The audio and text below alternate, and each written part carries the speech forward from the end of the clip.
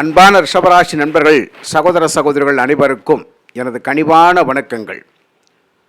மகத்தான முன்னேற்றத்தையும் மகத்தான நல்வாழ்வையும் அருள இருக்கின்ற சனி பகவானுக்கும் சகல விதமான ஐஸ்வர்யங்களையும் கொடுக்க இருக்கின்ற குரு பகவானுக்கும் கோடான கோடி நன்றிகளை நாம் தெரிவித்துக் கொள்வோம். இந்த பதிவினுடைய தலைப்பை பாருங்கள். ஜூலை 27 முதல் இந்த 2026 வருடம் இந்த பிரச்சனைகளெல்லாம் தீரும், நிம்மதி கிடைக்கும் அப்படிங்கிற தலைப்பை கொடுத்துருக்குறேன். நண்பர்களே, இந்த பதிவு ரொம்ப ரொம்ப முக்கியமான பதிவுங்க. அதுக்கு முன்னாடி ஒரு சின்ன வேண்டுகோள். ராசி பலன்கள் ஆகா போகா அற்புதம் என்று சிறப்பாக சொல்கிறீங்க ஐயா, ஆனால் நிஜ வாழ்க்கை அப்படிங்கிறது மிகப்பெரிய போராட்டமான வாழ்க்கையாக இருக்கின்றது. எதிலுமே தோல்விகள், தடை, தாமதங்கள், வாழ்க்கை வெறுப்பு அப்படிங்கிறதெல்லாம் நமக்கு இருக்குதுங்க ஐயா.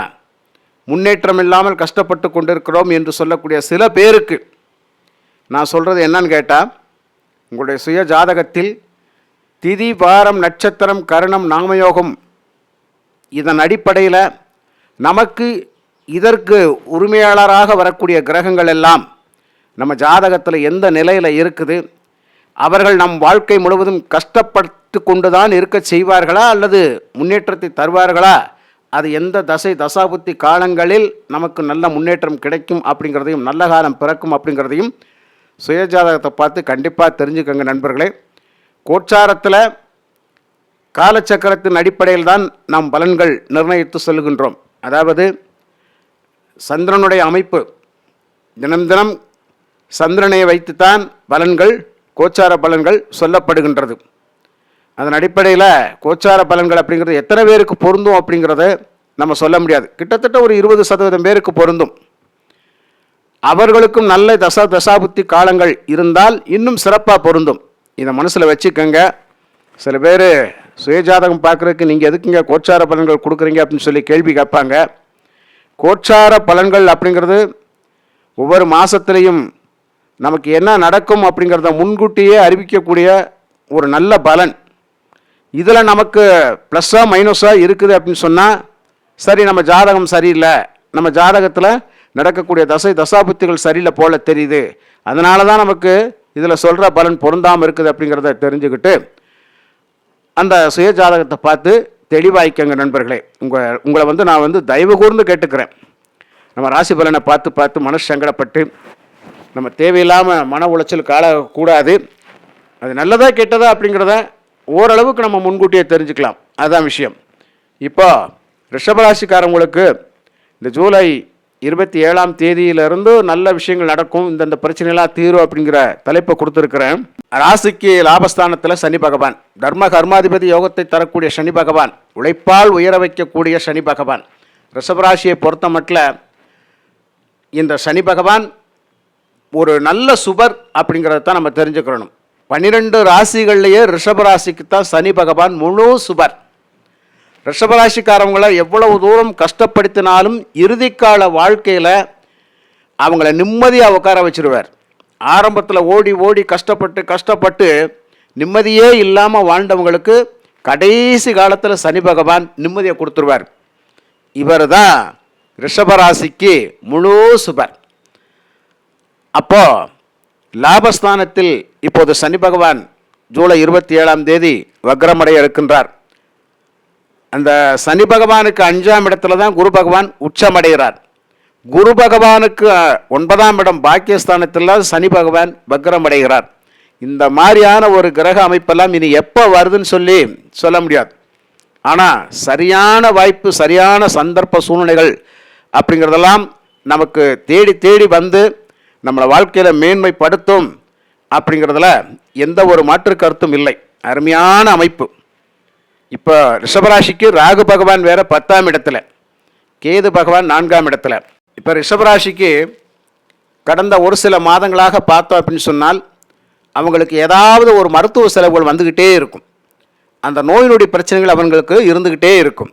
ஒரு சாதாரண வண்டி வாகனங்கள் கூட அடிக்கடி பழுதாகி அதுக்கு நம்ம சரி செஞ்சு ஓட்டக்கூடிய அமைப்பு இருக்கும். சில பேருக்கு வீடுகளில் பழுது வேலைகள் பார்க்கக்கூடிய அமைப்பு அப்படிங்கிறதெல்லாம் இருந்திருக்கும். ஏதோ ஒன்று சரி பண்ணி பயணிக்க வேண்டிய கட்டாயம் இருக்கும். இப்போ ஒரு இம்ப்ரூவ்மெண்ட் கிடைக்கும். இப்போ சனி வக்ரமானதுக்கு அப்புறம் ஒரு இம்ப்ரூவ்மெண்ட் கிடைக்கும். சனி வக்ரமாக போனாலே அவங்களுக்கு அதிலேருந்து மீண்டு வெளியில் வந்துடுவாங்க. இப்போ பார்த்தீங்கன்னா ரிஷபராசி நண்பர்களுக்கு பல பேருக்கு இந்த அஜீரண கோளாறு, வயிறு சம்மந்தப்பட்ட, கிட்னி சம்மந்தப்பட்ட பிரச்சனைகள் அப்படிங்கிறது, குடல் வாழ்வு சம்மந்தப்பட்ட பிரச்சனைகள் அப்படிங்கிறது இல்லையா, இந்த லிவர் சம்மந்தப்பட்ட பிரச்சனைகள் அப்படிங்கிறதெல்லாம் கொஞ்சம் கொஞ்சமாக ட்ரீட்மெண்ட் எடுத்து சரியாக ஆயிடுவீங்க. இது கண்டிப்பாக நடக்கும். ஏன்னா சனி பகவானுடைய பார்வையில் தான் ரிஷபராசி இருந்தது. அவர் நல்லவர் அப்படிங்கிறதுனால தான் சில சோதனைகளை கொடுத்தாலும் அவர் நம்மளை மீட்டு வெளியில் கொண்டு வந்துடுறார்.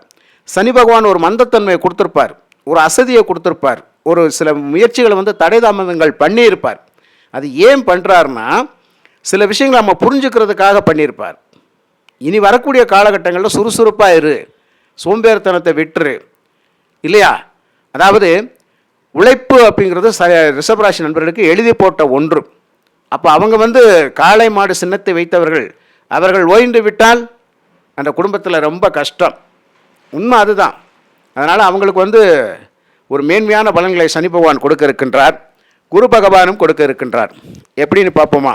ஃபஸ்ட்டு நோயினுடைய பிரச்சனைகள் கண்டிப்பாக தீரும், மருத்துவ செலவுகள் குறையும், அவரவர்கள் வயதிற்கு தகுந்தாற்போல் இருக்கக்கூடிய பிரச்சனைகள் நிச்சயமாக தீர்ந்துடும்.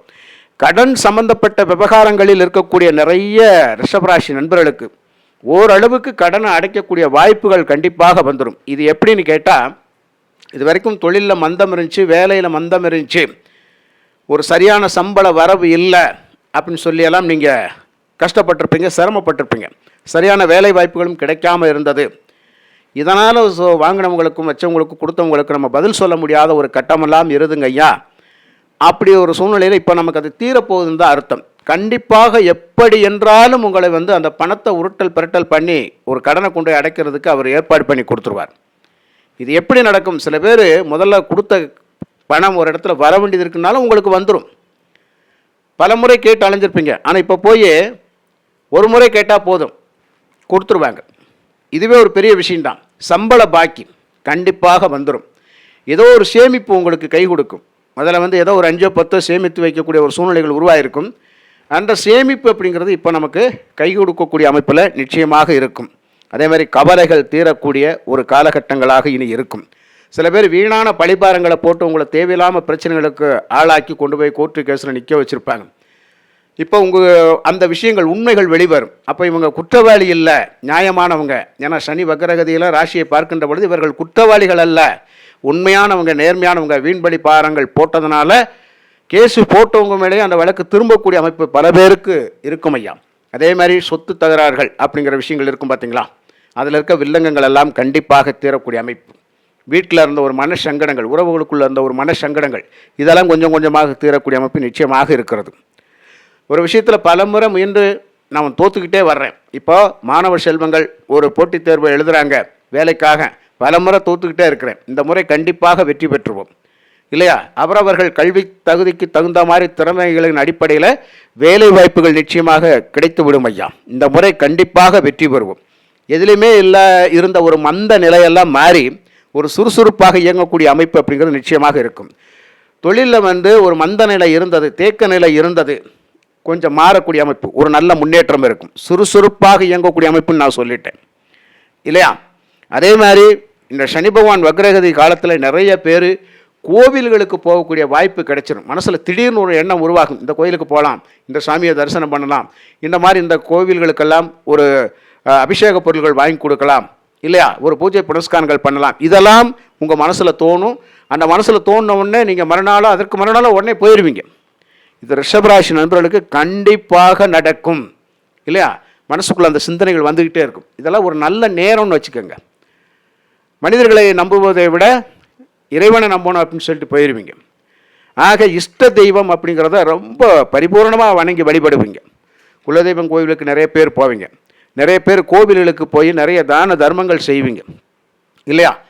ஒரு இல்லாதவர்களுக்கு உணவு தானம் பண்ணணும், உடை தானம் பண்ணணும், அந்த சிந்தனைகளெல்லாம் உங்களுக்கு வரும். அப்போ குடும்பத்தோடு சென்று இறை வழிபாடு பண்ணக்கூடிய வாய்ப்பு அப்படிங்கிறது, அந்த பயண வாய்ப்புகள் நிச்சயமாக இருக்கும். அது மட்டுமல்ல, தொழில் கடன் முழுமையாக தீரக்கூடிய அமைப்பு. தொழில் கடன் அப்படிங்கிறது நிறைய இருக்குதுங்க. கொஞ்சம் கொஞ்சமாக தீர்ப்பதற்கு குறைந்த வட்டிக்கான கடன் தொகை பெறுவதற்கான முயற்சிகளும் உங்களுக்கு கண்டிப்பாக கைகூடி வரும் நண்பர்களே. அது மட்டுமல்ல, இந்த விளையாட்டுத் துறையில் இருக்கக்கூடிய ரிஷபராசி நண்பர்களுக்கு நல்ல முன்னேற்றம், அதில் ஒரு பேரும் புகழும் அடையக்கூடிய வாய்ப்புகள் உங்களுக்கு நிச்சயமாக இருக்குது நண்பர்களே. அதுக்கப்புறம் பார்த்தீங்கன்னா, ரிஷபராசி நண்பர்கள் நிறைய பேர் ஒரு அழகு சாதன பொருட்கள் விற்பனையாளர்களாக இருந்தீங்கன்னா அந்த தொழில் ரொம்ப சிறப்பாக ஓடும். பொதுவாகவே வீட்டு உபயோகப் பொருள்கள் அப்படிங்கிறதும் இந்த ரிஷபராசி நண்பர்களுக்கு செமையாக இருக்கும். அந்த பிஸ்னஸ் பண்ணக்கூடியவங்களுக்கும் ஒரு நல்ல ஆதாயம் அப்படிங்கிறது இருக்குது நண்பர்களே.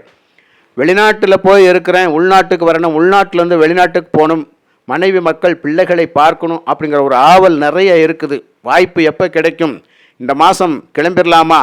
கண்டிப்பாக இந்த மாதம் என்ன, இந்த ஜூலை 26க்கு அப்புறம் 27க்கு அப்புறமெல்லாம் நிச்சயமாக நீங்கள் பயணங்கள் மேற்கொள்வீங்க, உறவு முறைகளை சந்திப்பீங்க, பிள்ளைகளெல்லாம் நீங்கள் சந்தித்து அவங்களுக்கு தேவையான எல்லா விஷயத்தையுமே பூர்த்தி பண்ணி கொடுத்துட்டு தான் நீங்கள் வெளியேறுவீங்க. அந்த மாதிரியான ஒரு வாய்ப்புகள் இருக்குது.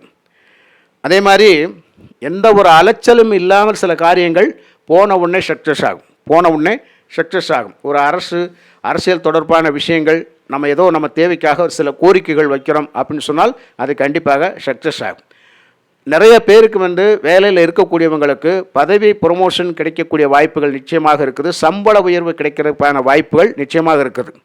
சுயத்தொழில் பண்ணுறவங்களுக்கும் அதை அபிவிருத்தி பண்ணுறதுக்கான வாய்ப்புகளும் இருக்குது. புதிய தொழில்கள் தொடங்குவதற்கான வாய்ப்புகளும் நிச்சயமாக இருக்கிறது. நிச்சயமாக பண்ணிக்கங்க, எல்லாம் நல்லதாக நடக்கும். அதே மாதிரி கொஞ்சம் இந்த உறவு முறைகள் இருக்குது பார்த்தீங்களா, அவங்கக்கிட்ட கொஞ்சம் கொடுக்கல் வாங்கல மட்டும் கொஞ்சம் கவனமாக இருங்க. ஒரு வெறுப்பு அப்படிங்கிறது அவங்களால தான் வந்திருக்கும், அவங்ககிட்ட கொஞ்சம் கவனமாக இருங்க.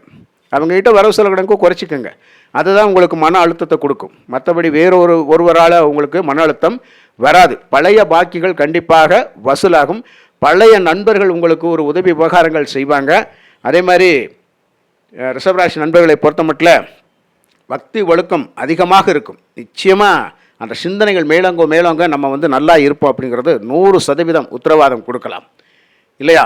இந்த காலகட்டத்தில் திருமண வயதில் இருக்கக்கூடியவங்களுக்கு ஒரு நல்ல இடத்துல திருமண பந்தம் காரியம் கைகூடி வர்றது, தெரிஞ்ச இடத்துல பொண்ணு சொல்கிறது, மாப்பிள்ளை சொல்கிறது, இதெல்லாம் நடக்கும்.